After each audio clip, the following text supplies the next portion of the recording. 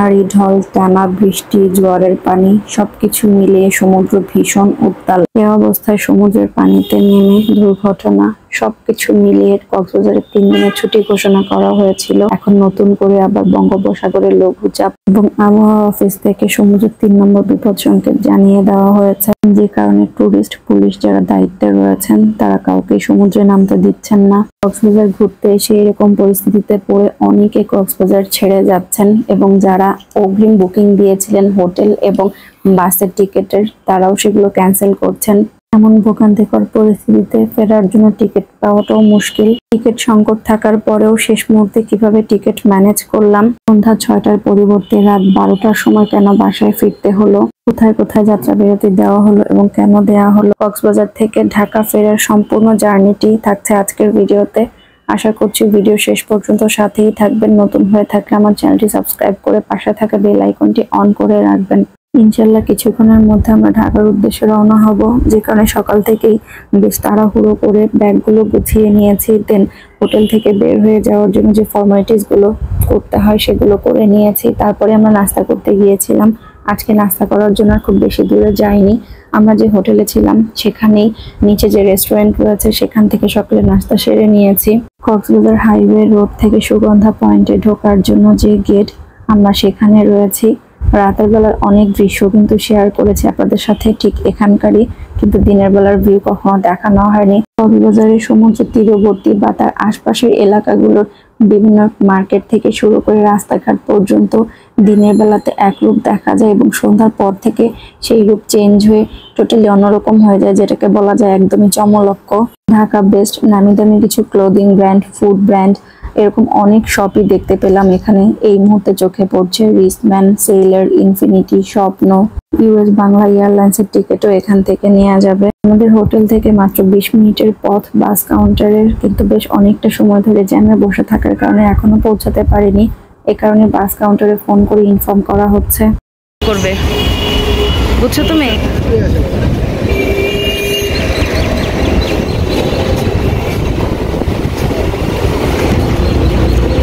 টিকিটের নাম্বার লাগবে? Seat number লাগবে। ও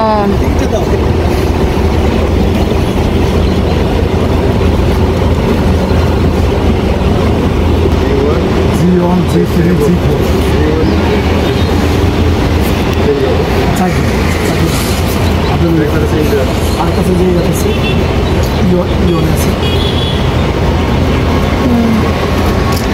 গাড়ি ছাড়বে কয়টায়?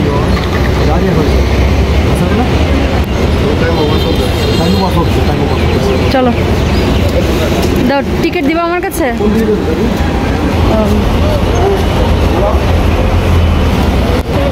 ইন্টারেস্টিং ব্যাপার তো, সে পুরো ঢুকে গেছে। তার মানে কি এটার ভিতরে কি পরিমাণ জায়গা? পুরো নিচে।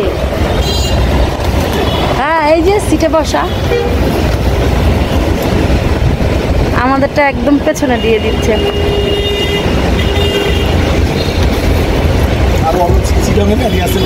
হ্যাঁ হ্যাঁ, আমরা তো একদম শেষের স্টপেজে, সমস্যা নাই। নিচের দিকে টিকিট কাউন্টার গুলো ঠিক পেছনে এরকম গাড়ির গ্যারেজ রয়েছে। রাতের বেলা এখানে গ্যারেজ করে রাখা হয়। আর সামনের এই জায়গাগুলোতে গ্রিন লাইন থেকে শুরু করে সোহাগ, হানিফ, এরকম আরো অনেক বাস কাউন্টার রয়েছে।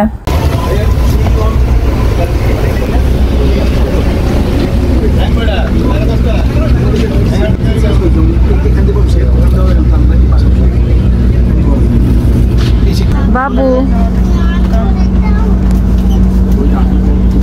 আমাদের 4টা সিট বিভিন্ন জায়গায় পড়ে গিয়েছে এলোমেলো ভাবে। কয়েকদিন ট্রাই করেও টিকিট পাচ্ছিলাম না। বাসে টিকিট না পেয়ে ট্রেনেও ট্রাই করেছিলাম, কিন্তু সেখানেও পাইনি। কোনো স্লিপার কোচেরই টিকিট ফাঁকা নেই। কেউ হয়তো 4টে টিকিট ফেরত দিয়েছে, যে কারণে আমরা সৌভাগ্যক্রমে ওই টিকিট 4টি পেয়েছি। বিরতি।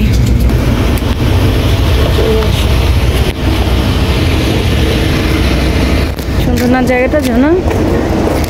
কিন্তু রোদে অবস্থা একদম খারাপ। আসতে কিন্তু ঘুমে পড়ে যাচ্ছ, বেশি ঘুম পাচ্ছিল।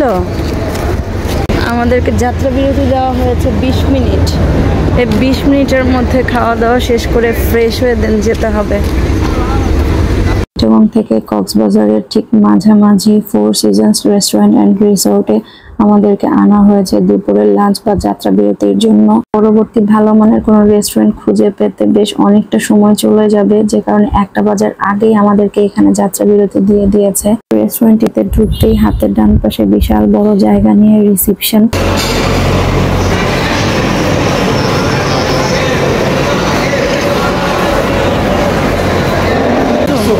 হ্যাঁ হ্যাঁ, হ্যান্ড ওয়াশ করে এসেছি। গলার অবস্থা খুবই খারাপ, বুঝছো?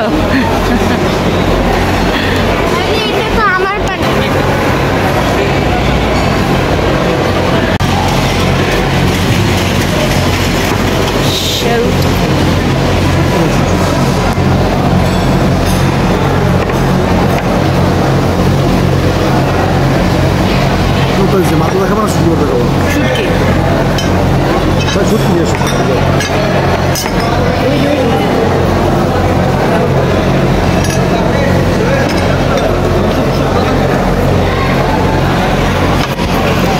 আমরা নিয়েছি হচ্ছে বিফ, 2টা বিফ আছে, ডাল, দেখো গেলা শেষ, খাবো কি বিফ, সবজি, বিফ। হ্যাঁ,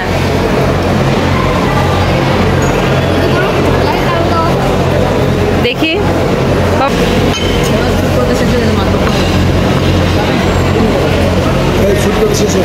ঝোল নিও না, ঝোল নিলে ঝাল লাগতে পারে হয়তো। আমি তুলে দিচ্ছি, দাও, আমি তুলে দিই, কারণ তুমি তোমার ঝোল খেতে পারো না।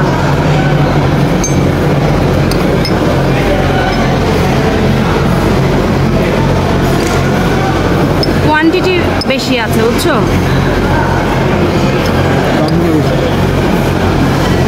এটা চর্বি।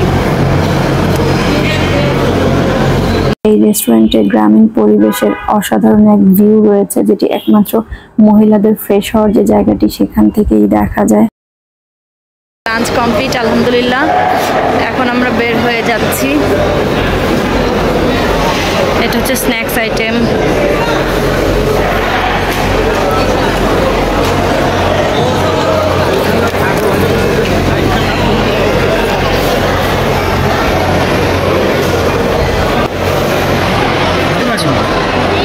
বোতল নিয়েছো? না, ছাড়বে না।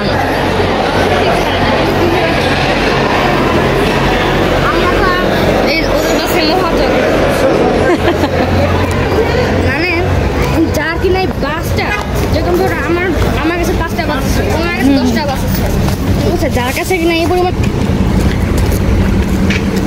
গ্রিন লাইন এখানে আরো ছিল, গ্রিন লাইন চলে গিয়েছে। একটা আছে, কিন্তু এই সেন্ট মার্টিন ট্রাভেলসের পাশে ও, ওই যে নীলটা গ্রিন লাইন। জায়গাটা অনেক সুন্দর। বাবা পেছন সাইড হচ্ছে একদম গ্রামীণ পরিবেশ, তো এই জন্য আরো দেখতে ভালো লাগছে বেশ। এই যে পুরো 4 সিজনস রেস্টুরেন্ট অ্যান্ড রিসোর্ট। যে আমাদের বাস।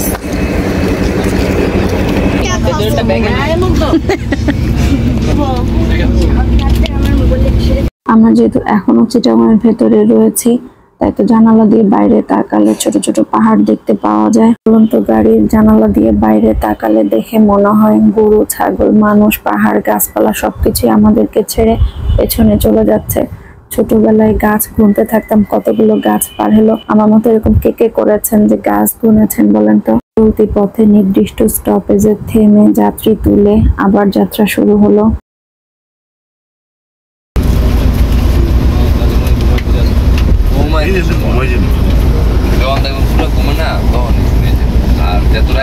এখন সাফওয়ানকে দেখা যায়। ওখানে সিটে কোনো লোক নাই। এখন কোথায় আমরা তাহলে?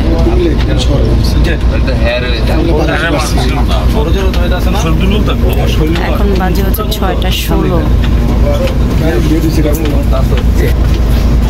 সবাই এখন ঢাকামুখী, তো এই কারণে আর কি রাস্তায় গাড়ির চাপটা অনেক বেশি। এই কারণে আমাদের জ্যামও পড়ে গেছে অনেক। চলো আব্বা, চলো।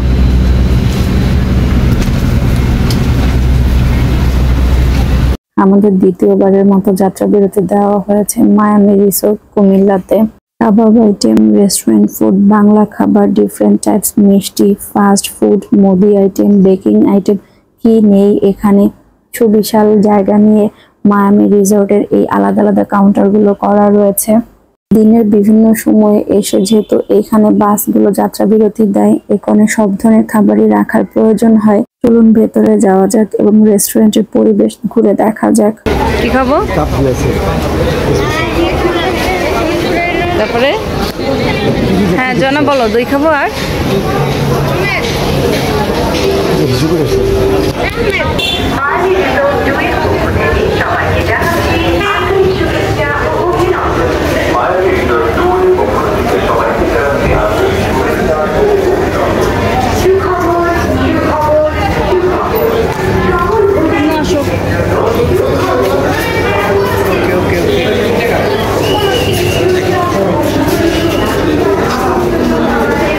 বিভিন্ন নামি দামি মিষ্টির পাশাপাশি এখানে কুমিল্লার ঐতিহ্যবাহী এবং জনপ্রিয় মাতৃভান্ডারের রসমালাইও রয়েছে। মাতৃভান্ডারের রসমালাই এখানে ছোট এবং বড় দুই ধরনের বাটিতে করে বিক্রি হচ্ছে। ছোট বাটি 550 এবং বড় বাটি 850 টাকা করে। প্রতি পিস হিসেবে মিষ্টি কিনে আপনি খেতে পারেন, এছাড়া কেজি হিসেবে কিনে নিয়েও যেতে পারেন সাথে করে। এছাড়াও কিন্তু এখানে রয়েছে নানান ধরনের আচার। এখন চলে এসেছে আমরা ফাস্ট ফুড আইটেমগুলোর কর্নারে।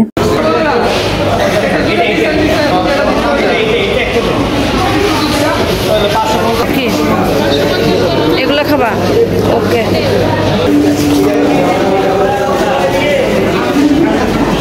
নামাজের রুম আছে এখানে, অজুখানা আছে, বুঝেছো?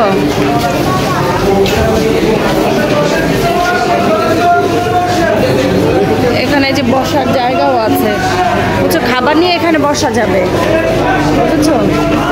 মিষ্টি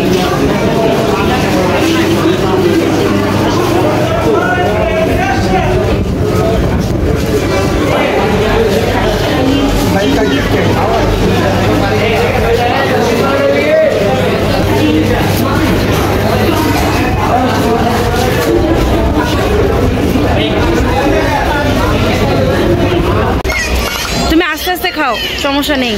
যদি খাওয়া শেষ না হয় তাহলে এই প্যাকেট ধরে গাড়িতে চলে আসবা, ঠিক আছে? আস্তে আস্তে খাও।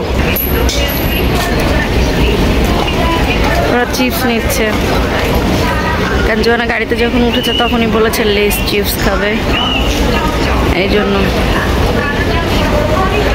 এত ভিড়, আমি আসলে কি বলবো, খাবারের ওখানে, ওয়াশরুমে, অজুর ওখানে, নামাজের ওখানে, সব জায়গায় প্রচুর সিরিয়াল ছিল, প্রচুর।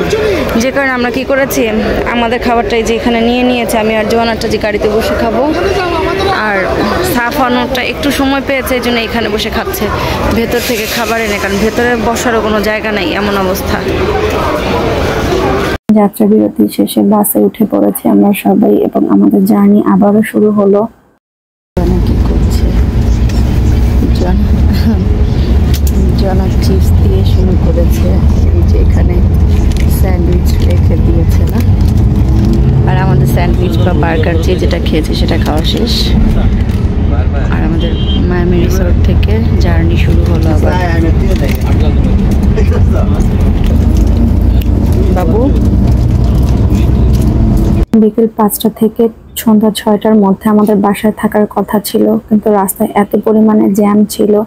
এখন প্রায় 8টার মতো বাজে, তারপর আমরা এখনো গিয়ে পৌঁছাতে পারিনি। জানি না রাস্তায় আরো কত ঘন্টা লাগবে। কুমিল্লার ভেতরে ঢুকেছি পর থেকেই জ্যামের পরিমাণটা অনেক বেশি। সবাই ঠিকঠাক মতো বাসে উঠতে পেরেছে কিনা চেক করার পরে ড্রাইভিং এর সুবিধার জন্য ভেতরের লাইট অফ করে দেওয়া হলো।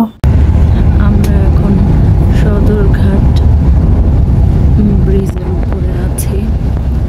আমি আর কিছু না চিনলেও তো এইটুকু দেখে চিনতে পারি যে ওখানে যে লঞ্চ টার্মিনাল বা লঞ্চ ঘাট বা যে স্টিমারগুলো দেখতে পাই, তখন বুঝতে পারি যে সদরঘাট বা সদরঘাটের আশেপাশে আছে আর কি।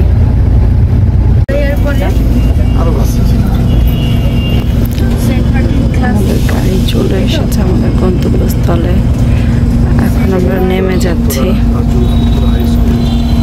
গাড়ি থেকে নেমে প্রথমেই লকারে থাকা ব্যাগগুলো বুঝিয়ে নিলাম। শেষ। আমাদেরকে যে বাসটি কক্সবাজার থেকে ঢাকা পর্যন্ত পৌঁছে দিল, অল্প কিছুক্ষণের বিরতি দিয়ে দেন আবার ঢাকা থেকে কক্সবাজারের উদ্দেশ্যে যাত্রী নিয়ে রওনা হবে। যারা কক্সবাজারের স্থায়ী বাসিন্দা, কাজের জন্য ঢাকায় এসেছিলেন, যত ঝামেলাই থাকুক না কেন তাদেরকে তো কক্সবাজার পৌঁছাতেই হবে, তাই না? আশা করছি আমার আজকের ভিডিওটি আপনাদের কাছে ভালো লেগেছে। ভালো লেগে থাকলে ফ্রেন্ডস এন্ড ফ্যামিলির সাথে শেয়ার করতে ভুলবেন না। ভালো থাকবেন সবাই। আল্লাহ হাফেজ।